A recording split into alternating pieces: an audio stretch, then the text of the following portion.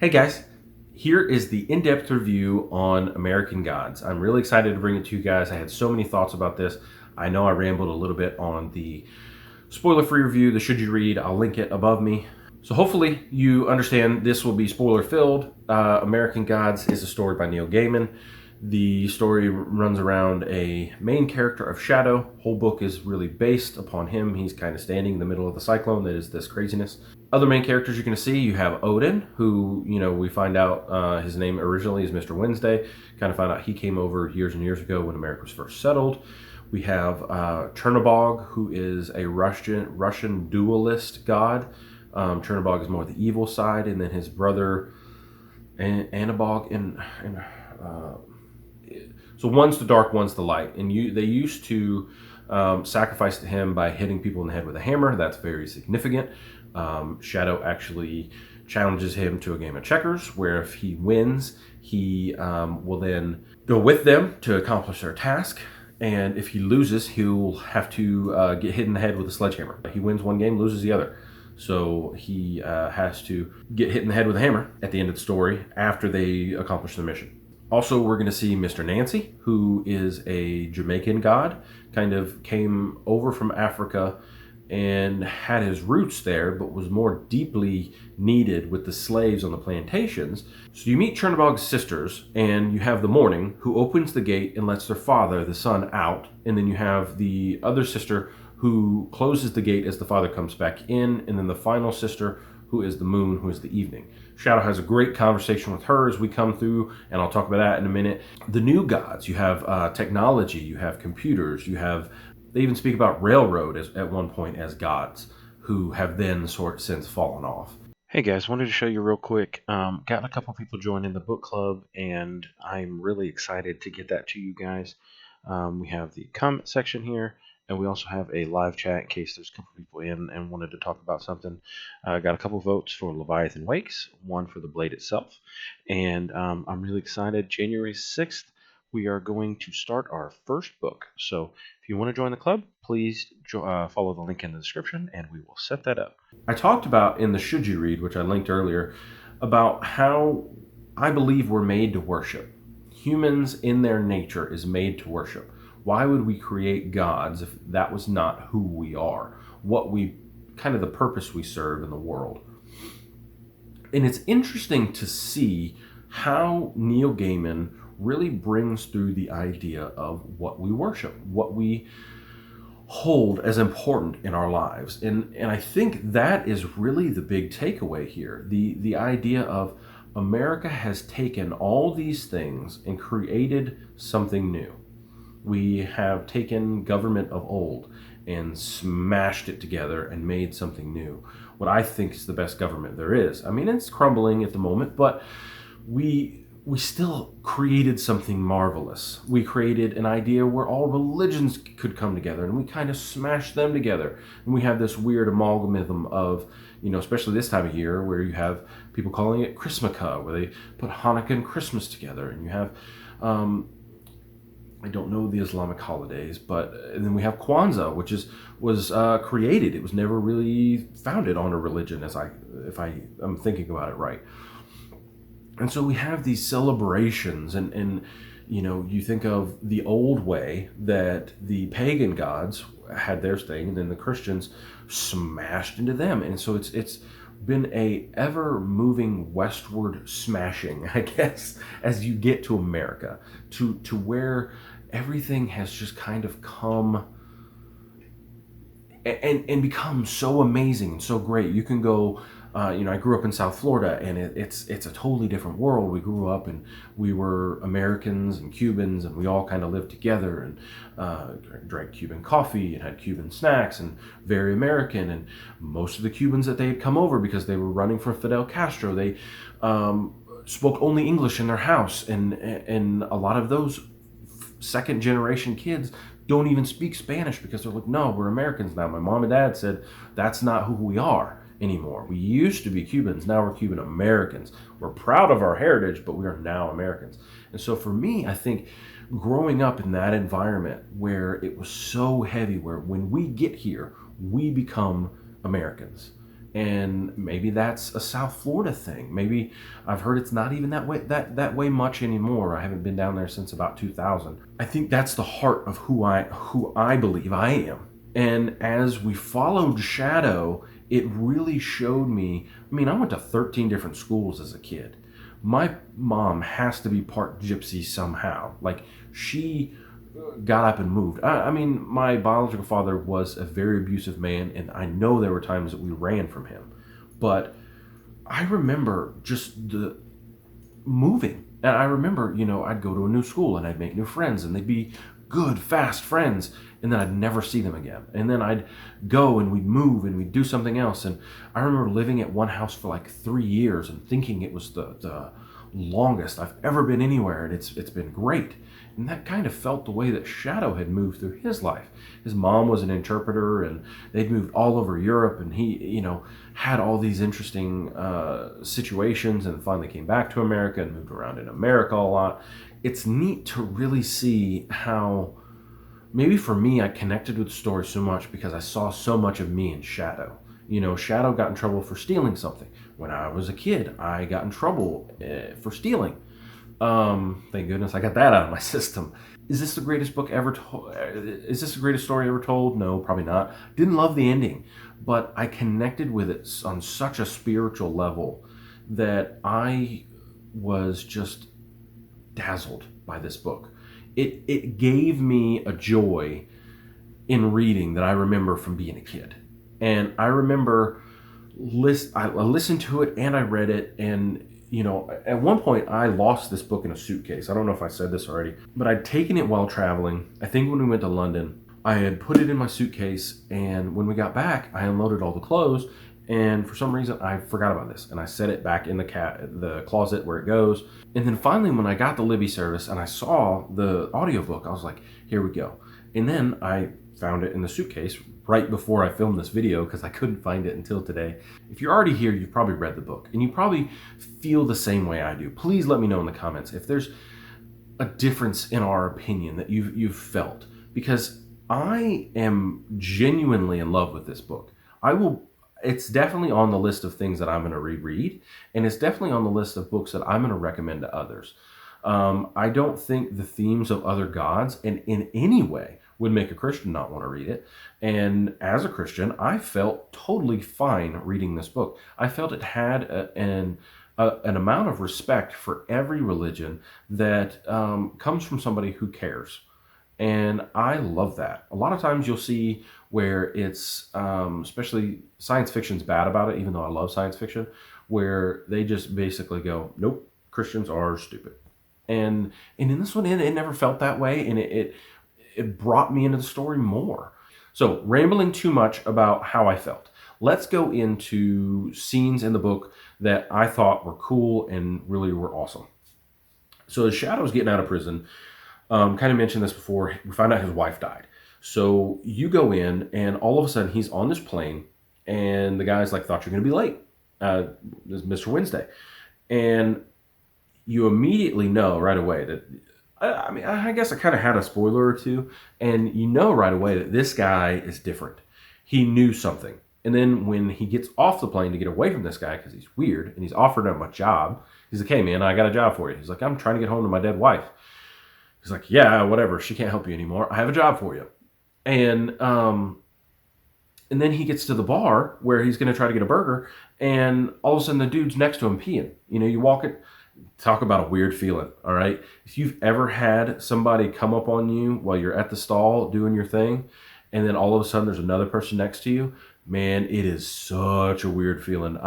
Especially for me, like, I'm always on my guard because my back is turned, right?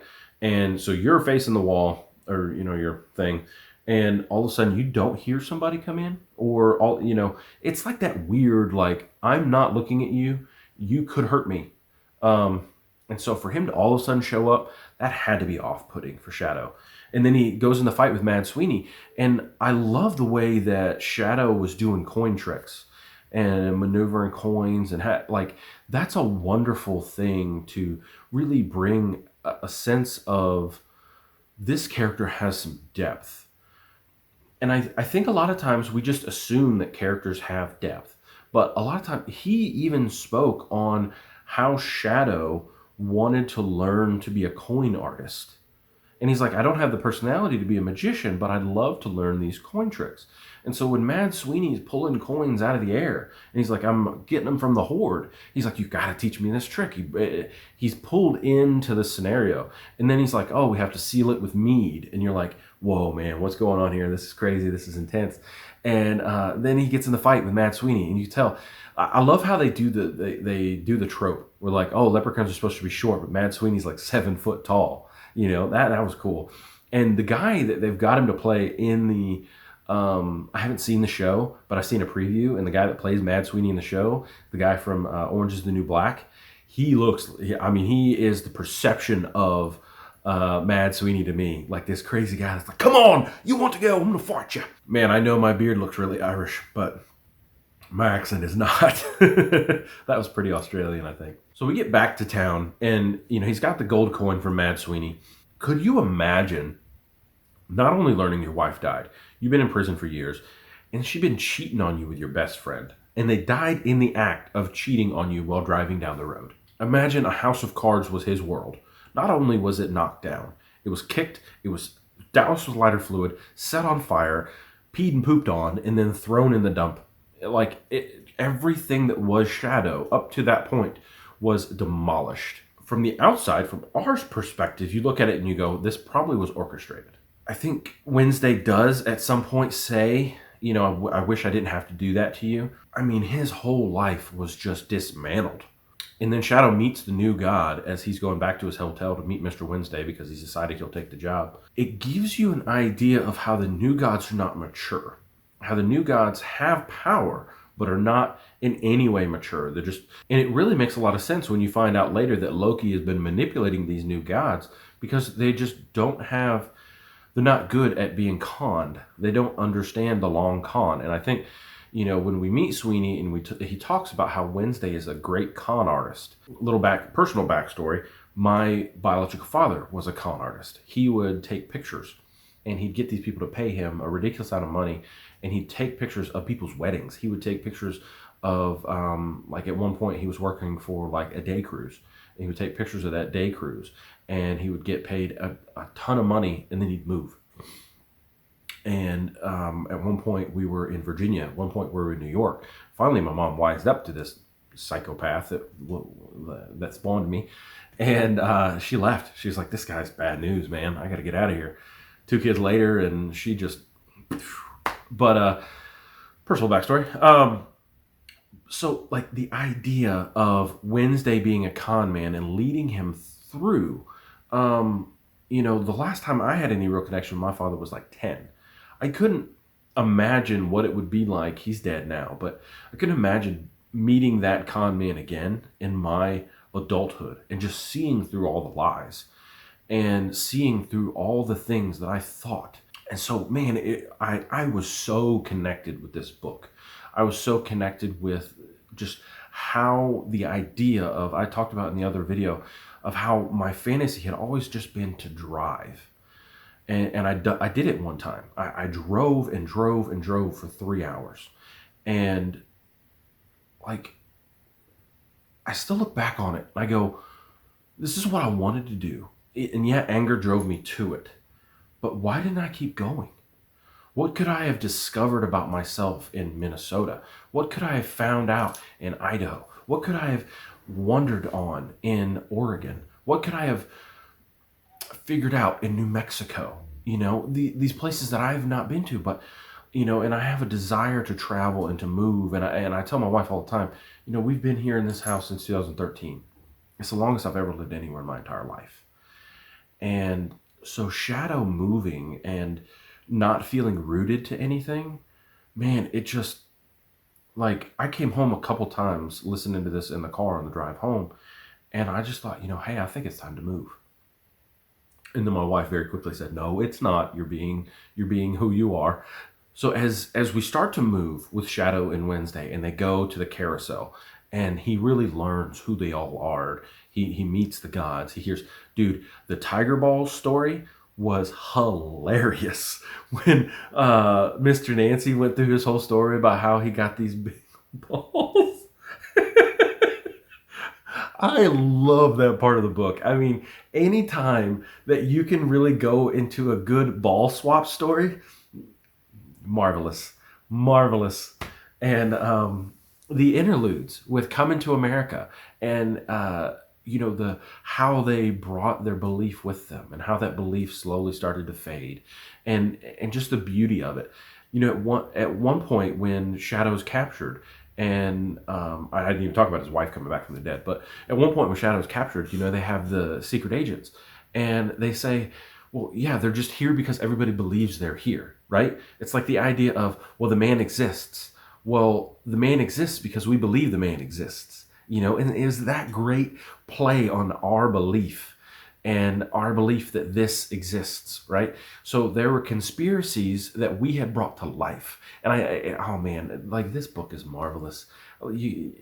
I can't wait until I've caught up on my TBR enough to reread it. Like when he went to Cairo and we talked about death, the ending of things, the ending of people, where we go when we die. Clearly I believe one thing, and I believe that strongly. But we talked about the Egyptian gods, and my name being Ramsey. I've always had a deep fascination with the Egyptians because I feel connected. I did a whole study on Ramesses II because I thought about who my name came from or where my name came from. It's interesting that Ramsey's actually king or lord of the ravens, planning on a tattoo of that one day. So I loved thinking back to my past. I love thinking back to who I might have been. I'm the weird Irish Blackfoot Indian guy, that has other things thrown in. I'd love to figure it out one day. Some people say English, some people say Scottish, some say Dutch, some say Italian. I mean, I'm America generally. I'm what we've become as Americans. You think of the past of what America was, the early settlers that came over with the British, and there's some of that in there. There's, it all comes out in my beard. You got the red, you got the parts that don't grow in well for my Native American side. We got some blonde, we got some black.